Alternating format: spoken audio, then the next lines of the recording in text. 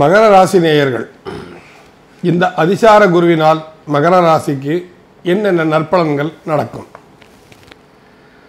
இதுவரை இந்த மகர ராசிக்கு 16ஆம் இடத்தில் சஞ்சரித்து கொண்டிருந்த இந்த குரு பகவான் அதிசாரம் என்னும் தன்மையினால் தனது சொந்த வீடான தனுசுக்கு, அதாவது மகரத்திற்கு 12 என்று சொல்லக்கூடிய அந்த விரயஸ்தானத்தில் தன் சொந்த வீட்டிலேயே ஆட்சி மற்றும் மூலத்திரிகோணம் பெற்று இருக்கிறார்.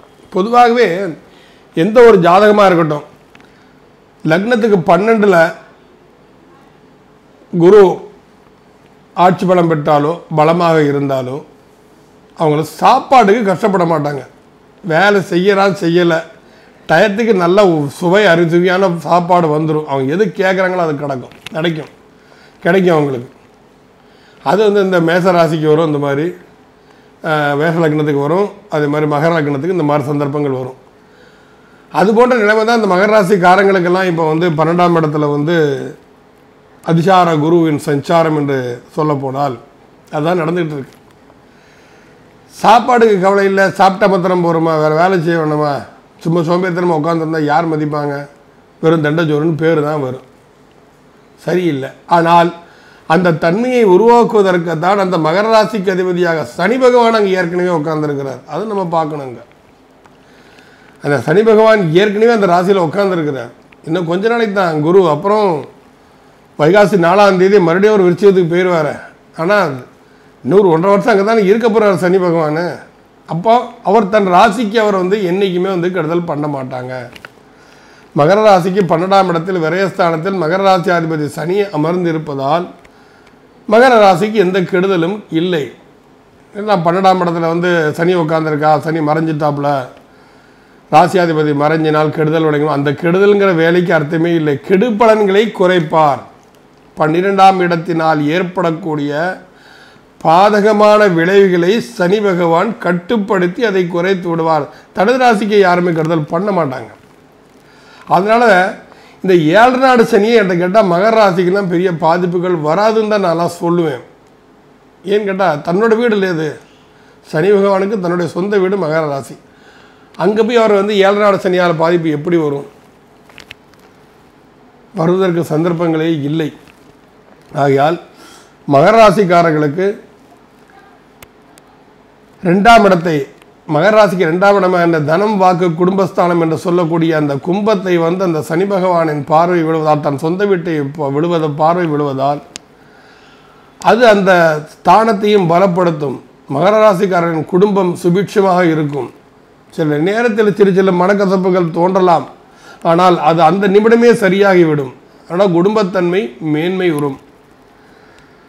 பணம், காசு, பொருள் இவைகளெல்லாம் சுய வருமானம், அதாவது சுய முயற்சியினால் ஒரு நல்ல தன்மையை அடையும்.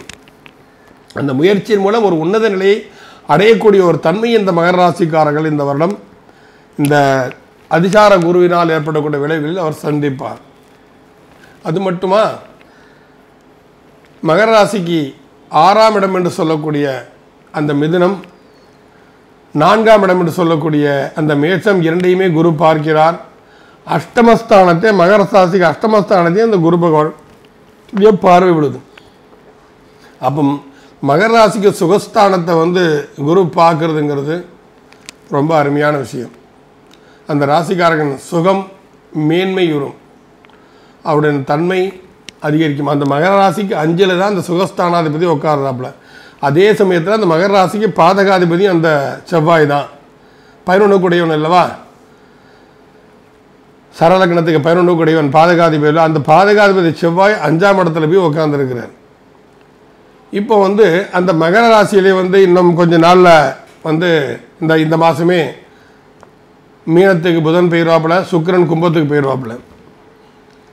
அப்போது இந்த மகர ராசிக்கு யோகாதிபதிகள்லாம் ஒரு நல்ல நிலைமைக்கு வர்றதுனால பணப்புழக்கங்கள் இவர்களை கையில் ஒரு தாராளமாக நடமாட்டம் இருக்கும்னா ஒரு செலவுன்னு அந்த செலவை பற்றி கவலைப்பட வேண்டாம். அந்த செலவுக்குண்டான வருமானம் எப்படியா வந்துடும். அடுத்த நாள் கையில் காசு இருக்கா இல்லையா, அதை பற்றிலாம் கவலைப்பட வேண்டிய அவசியம் கிடையாது. ஆனால் அந்த செலவுக்கு அந்த வருமானம் வந்துவிடும், அது பெரிய விஷயமாச்சே. செலவுக்கு போய் அடுத்த கடன் வாங்க வேண்டிய நிலைமை வந்தால் தானே கஷ்டம். அந்த கடன் வாங்க வேண்டிய நிலைமை கட்டாயம் வராது. காரணம் ஏன்னு கேட்டால் மகர ராசிக்கு 6ஆம் இடம் சென்றக்கூடிய ருணரோக சத்துருஸ்தானத்தை குரு பகவான் தன் 7ஆம் பார்வையாக பார்த்து கொண்டிருப்பதால் தன் தனஸ்தானம் என்று சொல்லக்கூடிய தனுசுக்கு 2ஆம் இடமான மகரத்தை அது வாழ வைக்கும். ஆக சுகஸ்தானம் அங்கு வலுப்பெறுகிறது. ருணரோக சத்துருஸ்தானம் என்று எதிரிகள் தன்மை என்று சொல்லக்கூடிய அந்த 6ஆம் இடத்தில் உள்ள எதிரிகள்லாம் பக்கத்தில் வரமாட்டாங்க. தள்ளி நின்று ஏதோ பேசிட்டு போய்கிட்டே இருப்பாங்களே தவிர பக்கம் நெருங்க மாட்டாங்க. ஏன்னா சனியோட பார்வை வேற அந்த மிதுனத்துக்கு விழுது. அதுவும் போக 6ஆம் இடத்துல ராகு இருந்தாலே அவர்களை எந்த விதமான தோஷங்களும் பாதிக்காதுன்னு ஒரு கதை உண்டு, ஒரு கணக்கு உண்டு. அப்போ மகர ராசிக்கு 6ஆம் இடத்துல இந்த ராகு உட்காந்துருக்கிறாப்புல ருணரோக சத்துருஸ்தானத்தில். அந்த புதனும் இன்னொரு கொஞ்ச நாளில் கும்பத்துலேருந்து மாறி மீனத்துக்கு போயிடுவாப்புல. இப்போ மீனத்தையும் போய் நீச்சம் அடைஞ்சிடுறாரு குரு. அங்கே பாணிக்கவும் அந்த புதன் நீச்சம் அடைஞ்சிடுவார். அதனால் அந்த ருணரோக சத்துரு அந்த ஸ்தானத்தினால் இவருக்கு எந்த வித பாதிப்புகளும் ஏற்படாது. அப்போ மகர ராசிக்கு அஷ்டமஸ்தானம்னு சொல்லக்கூடிய அந்த 8ஆம் இடத்தை அந்த குரு பார்ப்பதால் அதனால் ஏற்படக்கூடிய ஒரு தோஷங்களும் அவர்களுக்கு கண்டிப்பாக நிவர்த்தி ஆகும். அஷ்டமஸ்தானாதிபதியோ இந்த பங்குனி மாதங்கிறதுனால அவர் மீனத்தில் தான் உட்கார்ந்துருக்கிறாரு. அந்த சூரிய பகவான் அது மகரத்திற்கு 3ஆம் இடம் மறைவு ஸ்தானத்தில் அஷ்டமஸ்தானாதிபதி மறைந்து ஸ்தானத்தில் கெட்டவன் கெட்டிடம் ராஜயோகம் என்ற இதுக்கு தகுந்தபடி 3ஆம் இடத்தில் சூரியன் மறைவதும் அவர்களுக்கு நல்லது தான். ஆனால் அந்த ஸ்தானாதிபதியை குரு பார்க்க நல்லது. தந்தையின் ஆரோக்கியத்தில் ஒரு மேன்மை நிலை அடையும். கண்ட நாளாக நோய்வாய்ப்பட்டிருக்காங்க, செலவு அதிகமாயிட்டு இருக்குன்னு நினச்சிட்டு இருக்கீங்களா, அந்த செலவுகள் ஒரு நிவர்த்தி இப்போ கிடைக்கும். இந்த குருவோட பார்வையினால், அதிசார குருவின் பார்வையினால் ஒரு நிவர்த்தி கிடைக்கும். ஆரோக்கியம் மேன்மையுறும். அவருக்கு பிடித்த விஷயங்களை எல்லாம் நீங்கள் செய்து கொடுக்கக்கூடிய ஒரு தன்மை என்பது உருவாகும். சிறு சிறு விபத்துக்கள் ஏற்படுகிற சந்தர்ப்பங்கள் இருந்தாலும் அந்த விபத்துகள் இருந்து உங்களுக்கு பெரிய பாதிப்புகளை கொடுக்காது. ஏன்னா அஷ்டமாதிபதி சூரியன் அது நெருப்பு கிரகம், நெருப்பு ஸ்தானம் இல்லவா, நெருப்பு ராசி ஆச்சு சிம்மம்ங்கிறது. அதனால் அதாவது குரு நெருப்பு ராசியை நெருப்பு ராசிக்காரகன் நம்ம குரு தனுசிலிருந்து கொண்டு பார்ப்பது என்பது அது பார்க்கணும். நெருப்பு ராசின்னு எடுத்துக்கிட்டால் நம்ம சரநெருப்பு, ஸ்திர நெருப்பு, உபய நெருப்புன்னு 3 வகையான பார்க்கணும். அது மேஷம் சரநெருப்பு, சிம்மம் ஸ்திர நெருப்பு, உபய நெருப்பு, மீனம் தனுசுங்கிறது உபய நெருப்பு. இந்த 3க்கும் வித்தியாசங்கள் உண்டு. அந்த வித்தியாசத்துக்கு தகுந்தபடி தான் அதனுடைய ஒரு தன்மையை அது வெளிப்படுத்தும். இப்போ என்ன சொல்ல போனால் சரம் ஸ்திரம் உபயத்துக்கு உண்டான ஒரு வித்தியாசமே என்ன அப்படின்னா, சரம் என்று சொல்ல போனால் தானும் இயங்கி மற்றவர்களையும் இயக்கக்கூடிய ஒரு தன்மை சரம். ஸ்திரம் என்றால் இருந்த இடத்திலிருந்தே மற்றவர்களை இயக்கக்கூடிய தன்மை ஸ்திரம். உபயம் என்று சொல்ல போனால் இருக்கிறதே சுரண்டு கொண்டு இருக்கும். வண்டி சக்கரம் மாதிரி, வண்டி சக்கரத்தில் ஒரு புள்ளி வைங்க, அந்த புள்ளி ஒரு ரவுண்ட் வந்துச்சுன்னா அதுக்கு ஒரு 1/2 மீட்டர் நகரும். அப்போ இந்த நேரத்தில் ஒரு 1/2 மீட்டர் தூரம் வண்டி நகர்ந்துருக்கு அப்படின்னு சொன்னால் அது சுற்றிக்கிட்டே இருக்கும். ஆனால் வண்டி மூவ் ஆகி போய்கிட்டே இருக்கும். அந்த புள்ளி அங்கே தான் இருக்கும், சக்கரம் சுரண்டிகிட்டே இருக்கும். இதுதான் உபயம்ங்கிறது. இது போன்ற ஒரு தன்மைகளை பொதுவாகவே ஒரு 3 தன்மைகளையும் பார்க்கக்கூடிய சக்தி என்று சொல்லப்போனால் அது குருவுக்கு தான் உண்டு.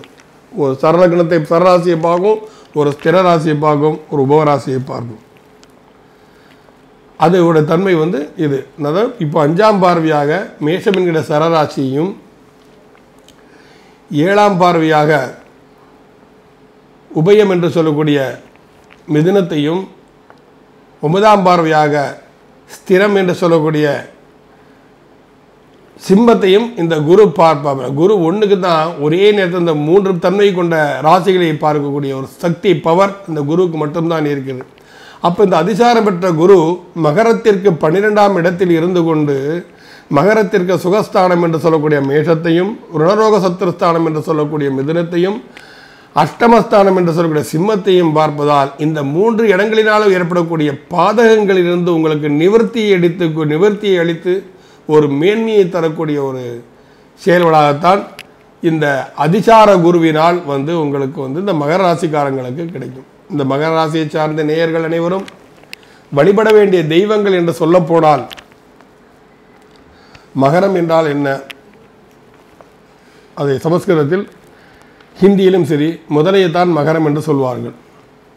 அதன் மச்சாவதார மூர்த்தி வழிபடணும். மகாவிஷ்ணுவை தசாவதாரங்களில் மச்சாவதார மூர்த்தி உள்ள மகாவிஷ்ணுவை வழிபடுறதுங்கிறது அதிகமான ஒரு நன்மையை தரும். ஆஞ்சநேயர் வழிபாடு, பஞ்சமுக ஆஞ்சநேயர், இந்த புதுக்கோட்டை புவனேஸ்வரி அம்மன் ஆலயத்தில் உள்ள பஞ்சமுக ஆஞ்சநேயரை வழிபடுவதுங்கிறது ரொம்ப ரொம்ப விசேஷமாக சொல்லப்படக்கூடியது. அங்கே போய் வழிபடலாம். அங்கே புவனேஸ்வரி அம்மன் ஆலயம் மிகவும் பிரசித்தி பெற்ற ஆலயம். அங்கு வழிபட்டு இவங்க தன்னுடைய மேன்மை நிலையை இவங்களால் கட்டாயமாக இந்த மகராசிக்காரர்கள் இந்த அதிசார குருவினால் நற்பலன்களை பெற முடியும்.